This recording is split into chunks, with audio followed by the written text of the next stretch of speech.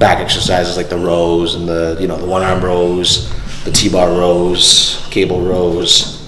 You got a row to grow. So it's a lot of rows in that. That's a lot of rows. Yeah.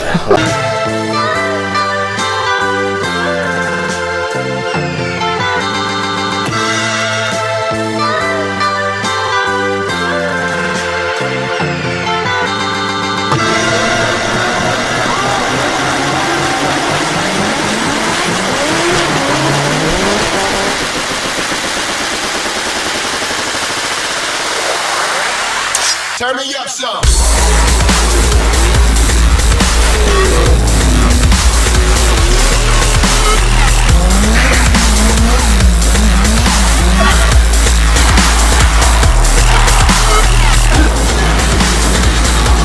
How do you feel? Fucking beautiful.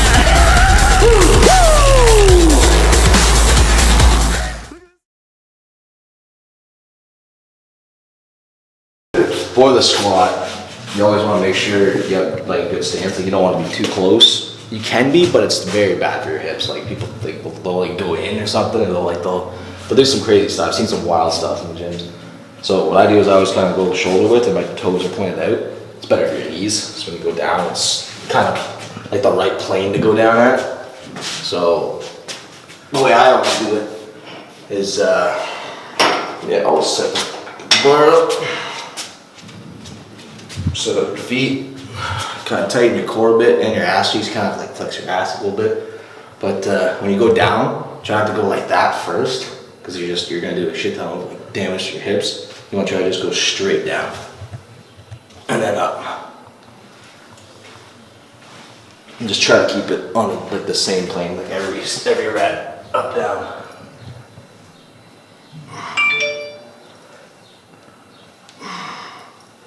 Music died. Music died. Now it's me who's grunting. Yeah. I'm used to my headphones being out, I can't hear myself.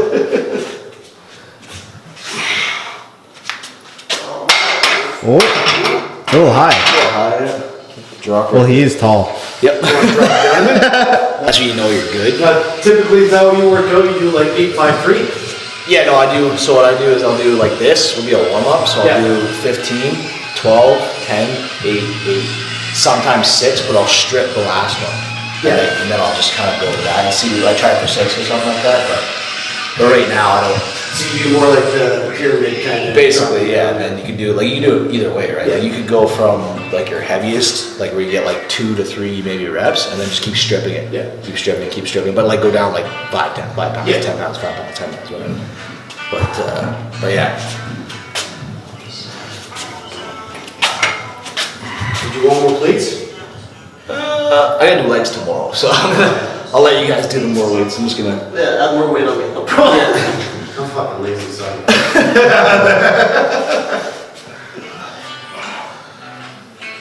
No, I never do these squats, that's why I can't do them. Yeah. I only just started with squats again because my shoulders all screwed up. I couldn't get my arm back. No, so I couldn't hold the friggin' bar, so I'd always just end up using machines for legs. Yep. But finally, I got my shoulders looking decent again. Yeah. Yeah, the main thing too is you want to focus on when you come up. It's best to kind of like when you come up.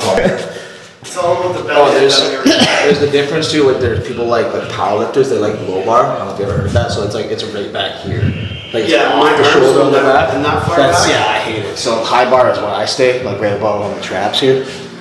It just it keeps way better balance. Like when you do the low bar, your ass likes to go like really far out, and it's not good for you at all.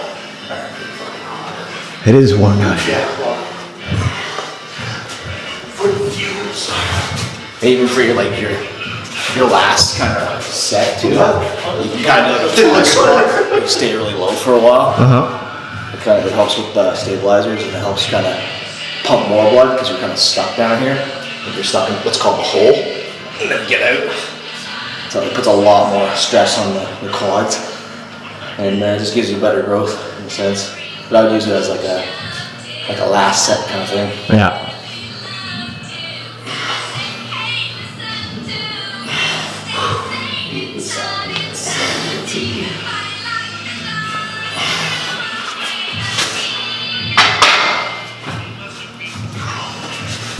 do all the compound stuff first. Yeah. So next we'll do Let me grab a shirt.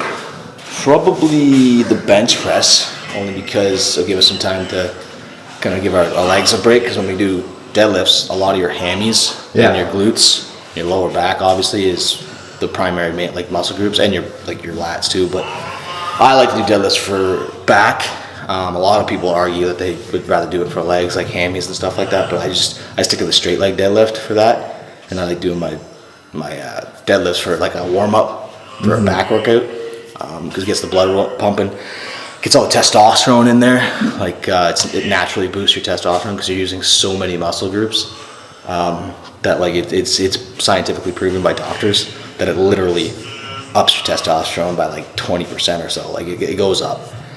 So I mean, I use that to my advantage, and that way for the rest of the workout, at least I have a testosterone boost. Yeah. And it keeps me like just warmed up. It keeps me pumping. Keeps me like more aggressive. Like I'm so much more aggressive after a deadlift, even though it tires you out. I'm so much more aggressive. It kind of like shocks your system. Like it tells your system, yeah, you're to get your ass in gear. Yeah. You're in fucking 6th gear now. You're fucking gunning down the highway. So that's the way I look at it. My theory anyway is do them first. A lot of people do them last. I mean, it depends on how you are at the end of the workout. I mean, I wouldn't jeopardize the amount of power I could use at the beginning of the workout where I'm most rested, rather than at the end where I'm going to be fatigued and probably not going to be able to hit my rep ranges very well. Couldn't get that out, but yeah, that's just my kind of theory on the deadlift. And form is a big thing because you could really fuck your shit up on form with the deadlift. A lot of people are afraid to actually do the deadlift. Yeah. So they just stick to like basic back exercises like the rows and the one arm rows, the T-bar rows, cable rows. You gotta row to grow. So it's a lot of rows in that. It's a lot of rows. Yeah. A lot of lat pull downs, a lot of close grip pull downs, which I'll go over probably with Travis here. He does have a machine for it. Even just pulls the bench up to this guy here. You definitely do some work there. So for bench, this is the guy we're working with. Yeah. Cable flies.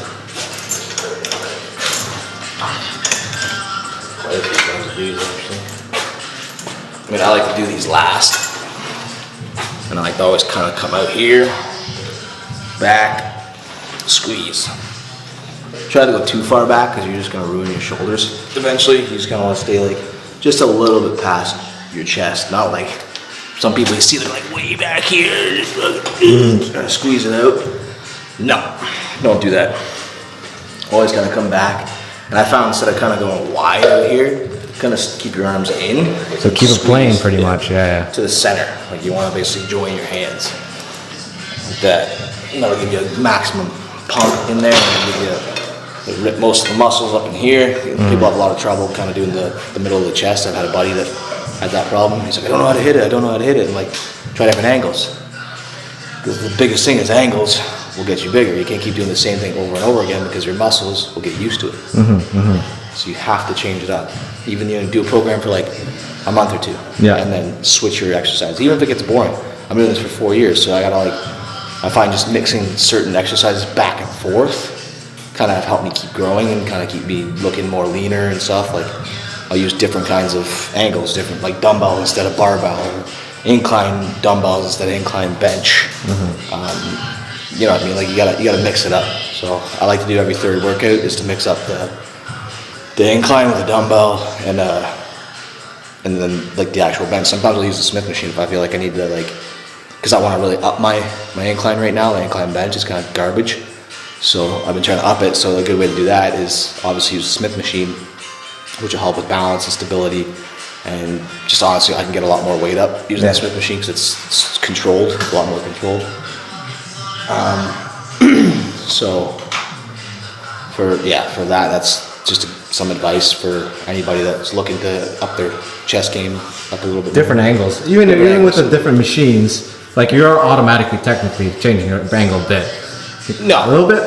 A little bit, because like with the benches that you can contract, not this guy here, it's just a straight flat bench. But the guys usually at your gym where you can adjust the setting.